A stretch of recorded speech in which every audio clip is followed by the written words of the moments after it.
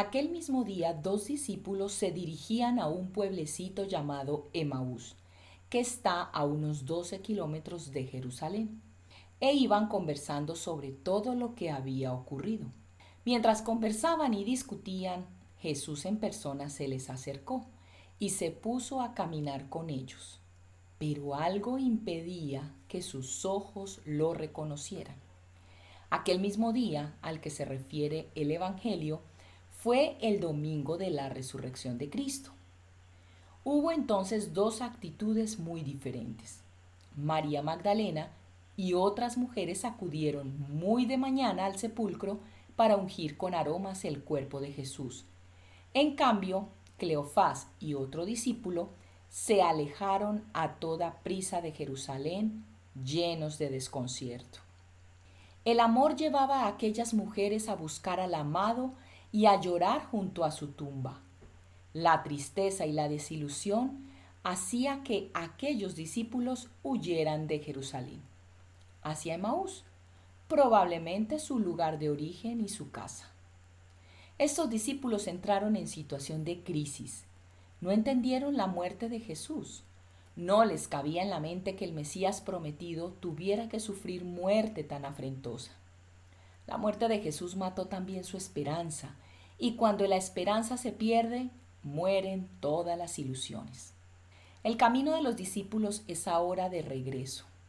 Se ha acabado el sueño que los hizo salir de sus casas, que los hizo vislumbrar un horizonte nuevo, en donde se perfilaba algo que no comprendían con exactitud, pero que se asomaba henchido de promesas: el reino. Su caminar es el de los derrotados que retornan a los antiguos quehaceres, luego que han concluido la fiesta gozosa de los convocados por Jesús a vivir con Él su aventura. El entusiasmo, la fe de los discípulos se convirtió en un recuerdo triste y tal vez en un remordimiento por no haber seguido con valentía al Maestro hasta el lugar del sacrificio.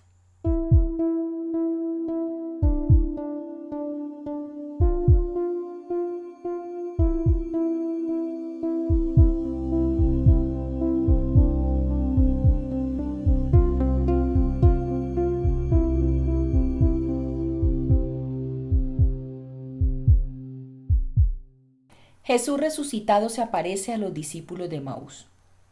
Por un camino montano, 2 hombres de mediana edad van andando rápido. Van hablando, o más bien como discutiendo. El más anciano dice al otro: créelo, ha sido mejor hacer esto. Yo tengo familia y tú también.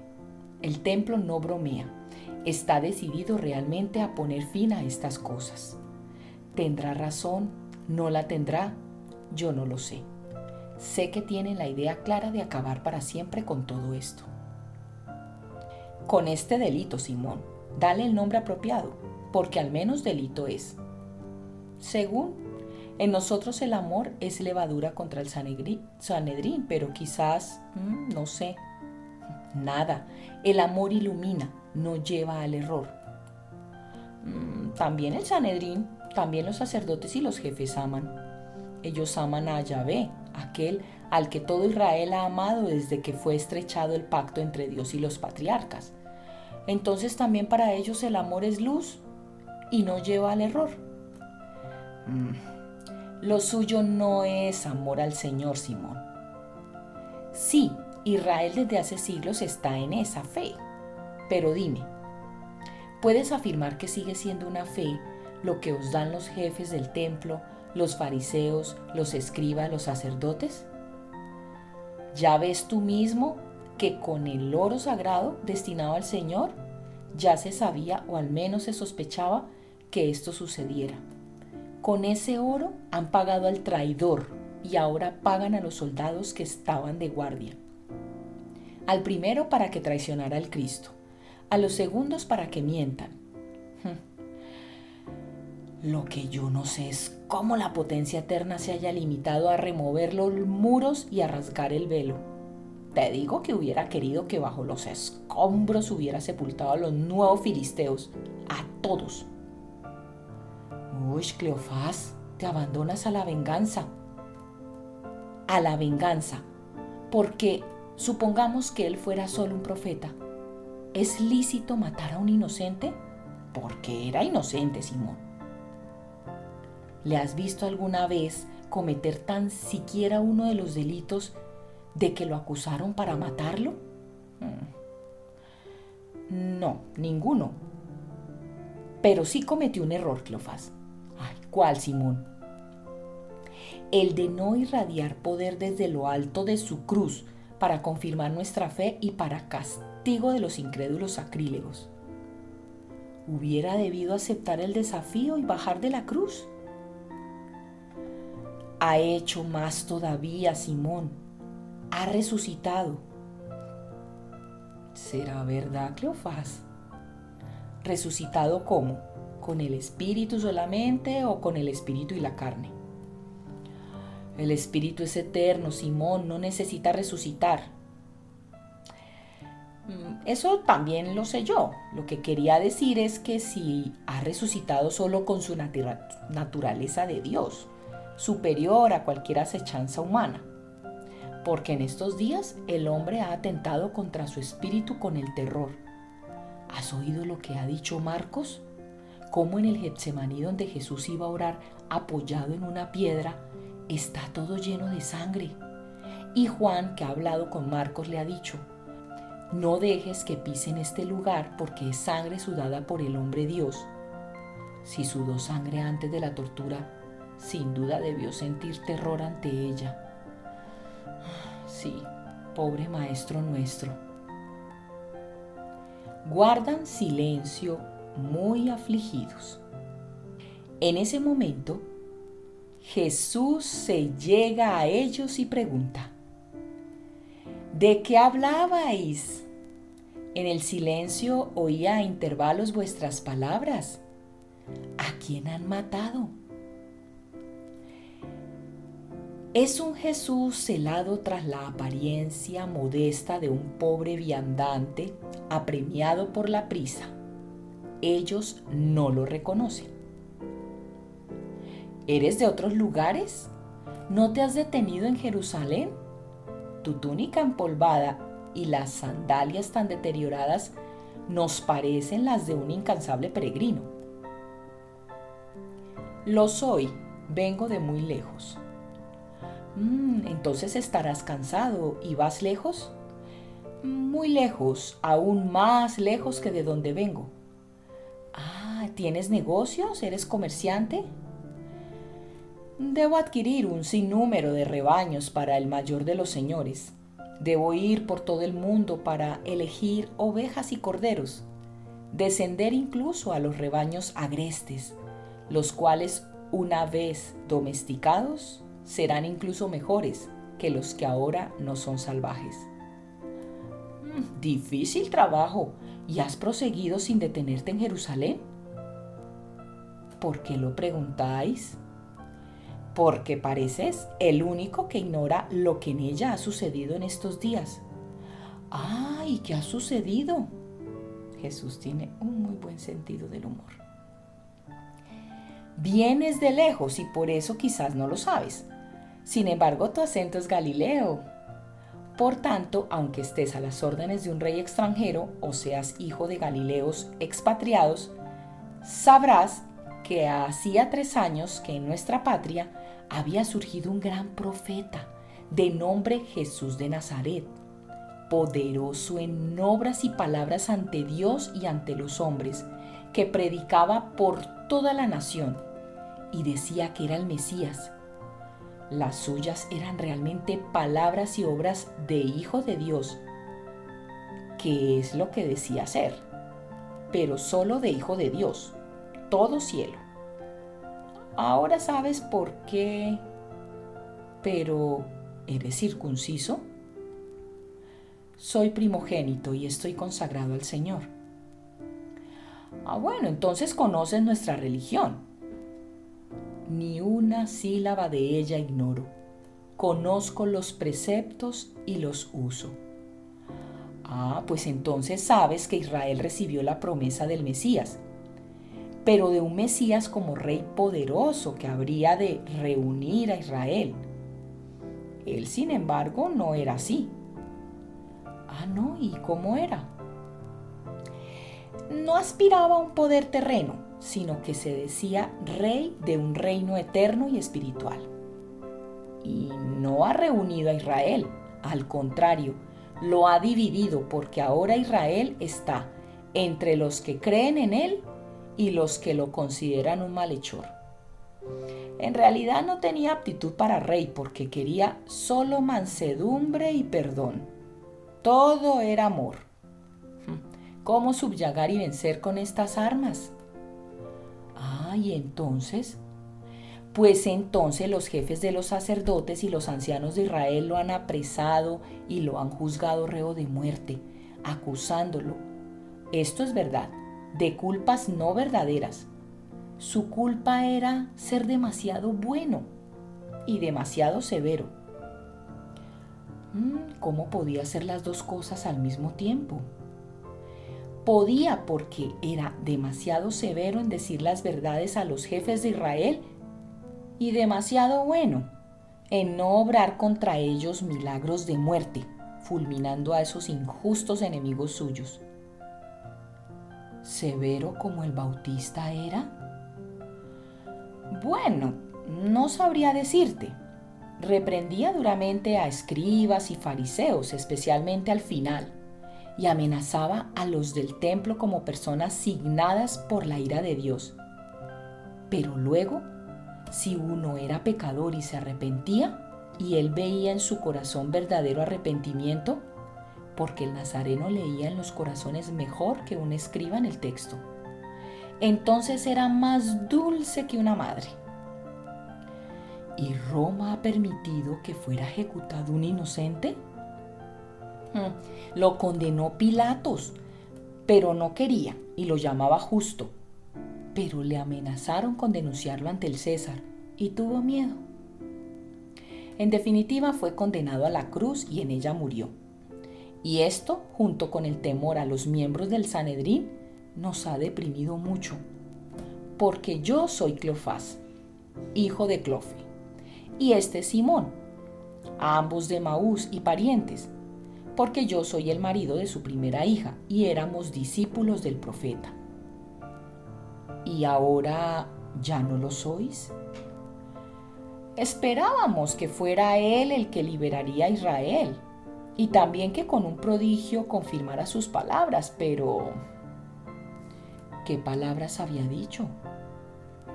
Te lo hemos dicho, he venido al reino de David, soy el rey pacífico y así otras cosas. Decía, venid al reino, pero luego no nos dio el reino. Decía, al tercer día resucitaré, hoy es el tercer día después de su muerte, es más, ya se ha cumplido, porque ya ha pasado la hora novena y no ha resucitado. Algunas mujeres y algunos soldados que estaban de guardia dicen que sí, que ha resucitado, pero nosotros no lo hemos visto. Ahora los soldados dicen que han dicho eso para justificar el robo del cadáver llevado a cabo por los discípulos del Nazareno. Pero, ¿los discípulos? Todos nosotros lo hemos abandonado por miedo mientras vivía. Está claro que ahora que ha muerto no hemos robado su cuerpo. ¿Y las mujeres? ¿Quién cree en ellas? Nosotros íbamos hablando de esto y queríamos saber si él se refería a resucitar solo con el espíritu de nuevo divino o si también con la carne. Las mujeres dicen que los ángeles, porque dicen que han visto ángeles después del terremoto. Y puede ser porque ya el viernes aparecieron los justos fuera de los sepulcros. Dicen que los ángeles dijeron que él estaba como uno que no hubiera muerto nunca. Y en efecto, así les pareció verlo a las mujeres. Pero dos de nosotros, dos jefes, fueron al sepulcro. Y si bien lo han visto vacío, como las mujeres han dicho, a él no lo han visto, ni allí ni en otro lugar. Y sentimos una gran desolación porque ya no sabemos qué pensar. Jesús, después de oírlos, les dice: «Qué necios y duros sois para comprender, qué lentos para creer en las palabras de los profetas. ¿Acaso no estaba dicho esto?». El error de Israel está en haber interpretado mal la realeza de Cristo. Por esto no han creído en Él, por esto le temieron, por esto ahora vosotros dudáis. Arriba, abajo, en el templo y en las aldeas, en todas partes, se pensaba en un rey según la humana naturaleza. La reconstrucción del reino de Israel en el pensamiento de Dios no estaba limitada ni en el tiempo, ni en el espacio, ni en cuanto al medio, como lo estaba en vosotros. No en el tiempo. Ninguna realeza, ni siquiera la más poderosa, es eterna. Tened presente a los poderosos faraones que oprimieron a los hebreos en tiempos de Moisés. Cuántas dinastías acabadas, y de ellas no quedan sino momias sin alma en el fondo de hipógeos ocultos. Y queda un recuerdo, si es que queda, de su poder de una hora. Este reino es eterno. En el espacio estaba escrito Reino de Israel, porque de Israel ha venido el tronco de la raza humana, porque en Israel está, voy a decirlo así, la semilla de Dios, y por tanto, diciendo Israel, se quería decir el reino de los creados por Dios. Pero la realeza del rey Mesías no está limitada al pequeño espacio de Palestina, sino que se extiende de septentrión a meridión, de oriente a occidente. Allá donde haya un ser que en la carne tenga un espíritu, o sea, allá donde haya un hombre. ¿Cómo habría podido uno solo centrar en sí a todos los pueblos enemigos entre sí y hacer de todos ellos un único reino sin hacer correr a ríos la sangre y sin tener a todos subyugados con crueles opresiones de soldados? ¿Cómo entonces hubiera podido ser el rey pacífico de que hablan los profetas? En cuanto al medio, el medio humano, lo he dicho, es la opresión. El medio sobrehumano es el amor. El primero es siempre limitado porque los pueblos verdaderamente se alzan contra el opresor. El segundo es ilimitado porque el amor es amado. Ovejado si no es amado. Pero siendo una cosa espiritual, no puede nunca ser agredido directamente. Y Dios, el infinito, quiere medios que sean como Él. Quiere aquello que no es finito porque es eterno, el Espíritu. Lo que es del Espíritu, lo que lleva al Espíritu. El error ha sido el haber concebido en la mente una idea mesiánica equivocada en cuanto a los medios y en cuanto a la forma. ¿Cuál es la realeza más alta? La de Dios. ¿No es verdad? Ahora bien, así es llamado y esto es el Mesías, el admirable, el Emanuel, el santo, el germen sublime, el fuerte, el Padre del siglo futuro, el príncipe de la paz, el que es Dios como aquel de quien viene. ¿No tendrá una realeza semejante a la de aquel que lo engendró? Sí, la tendrá. Una realeza del todo espiritual y del todo eterna, invulnerable a robos y a sangre. Una realeza que no conoce traiciones ni vejaciones. Su regiedumbre, esa que la bondad eterna concede también a los hombres, pobres seres humanos, para dar honor y gozo a su verbo. Pero ¿no dijo acaso David que este rey poderoso tiene bajo sus pies todo como escabel? ¿No narra Isaías toda su pasión? ¿No numera David incluso las torturas? ¿Y no está escrito que Él es el Salvador y Redentor que con su holocausto salvará al hombre pecador? ¿Y no está precisado que durante 3 días iba a ser deglutido por el vientre insaciable de la tierra y que luego sería expulsado como el profeta por la ballena? ¿Y no dijo él: el templo mío, o sea, mi cuerpo, al 3er día después de haber sido destruido, será reconstruido por mí, o sea, por Dios? ¿Y qué pensabais, que por magia él iba a poner de nuevo en pie los muros del templo? No, no los muros, él mismo, y solo Dios podía resucitarse a sí mismo.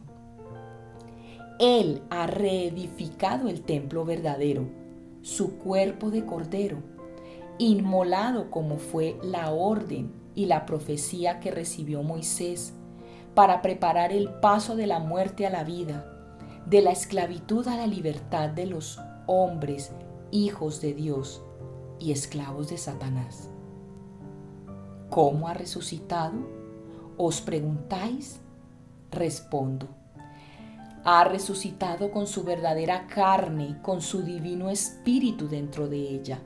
Así ha resucitado, después de haber padecido todo para expiar todo y hacer reparación de la ofensa primigenia y de las infinitas que cada día lleva a cabo la humanidad.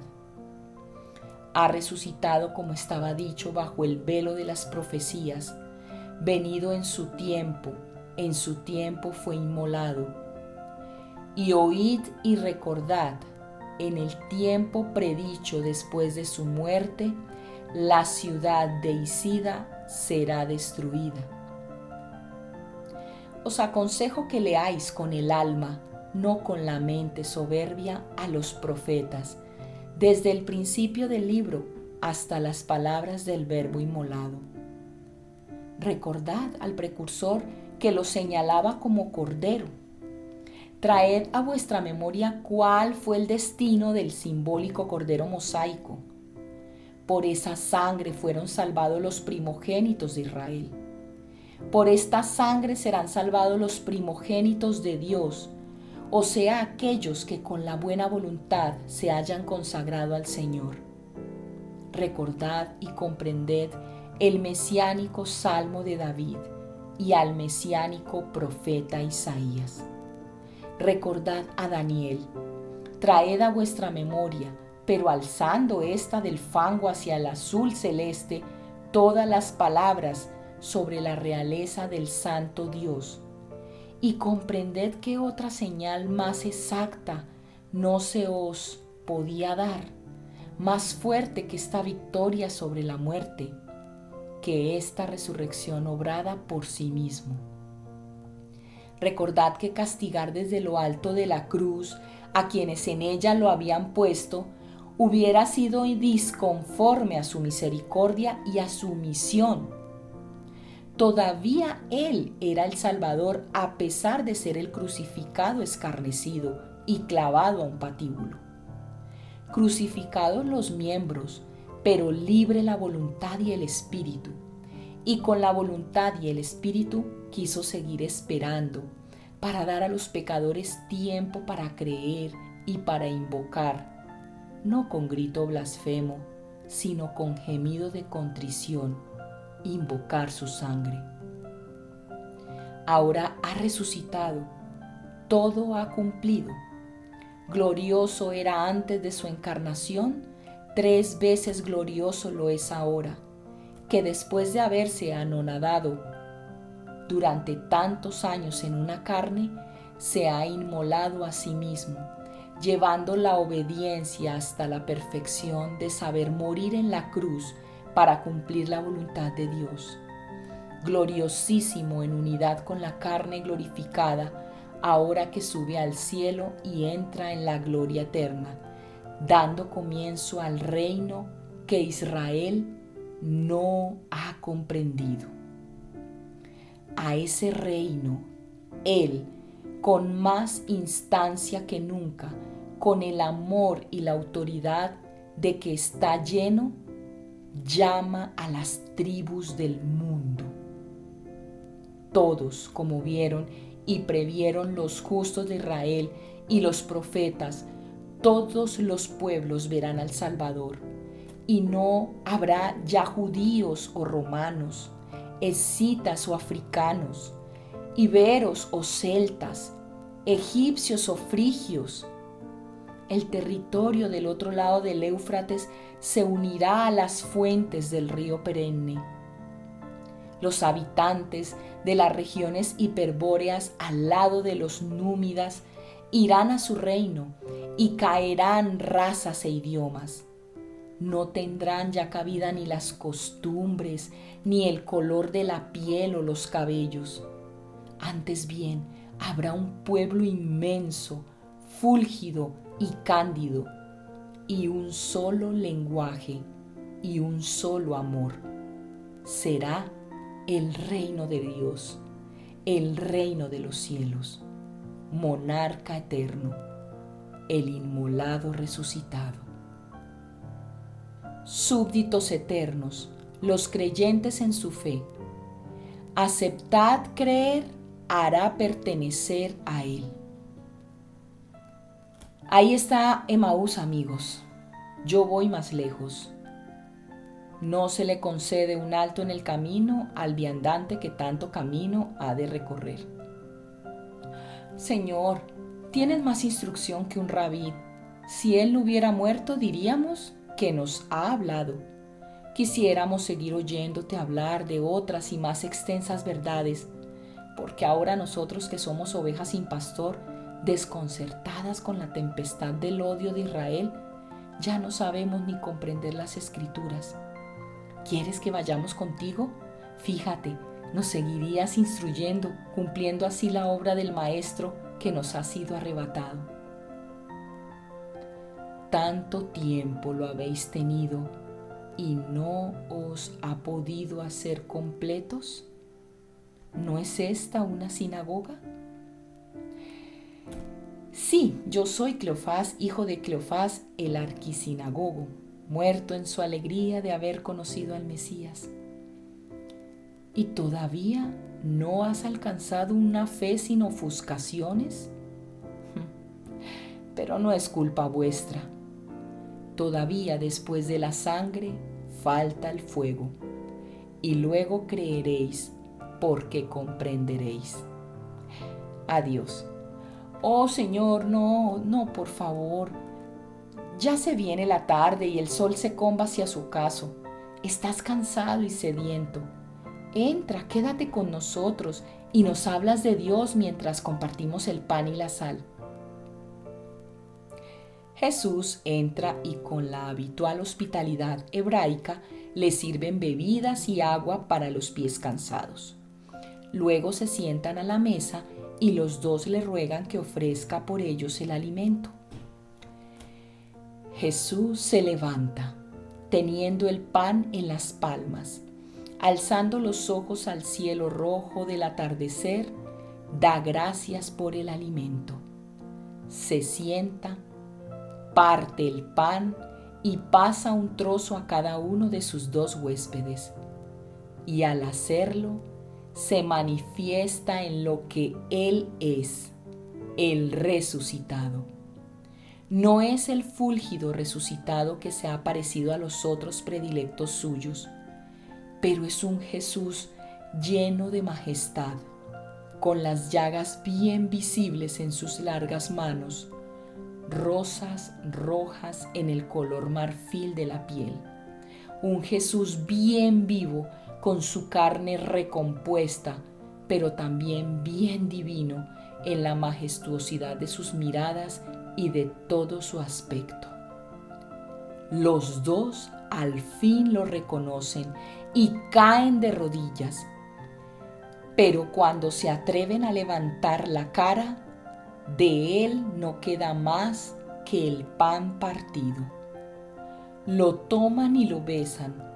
Cada uno toma su trozo y se lo mete como reliquia envuelto en un palio de lino en el pecho.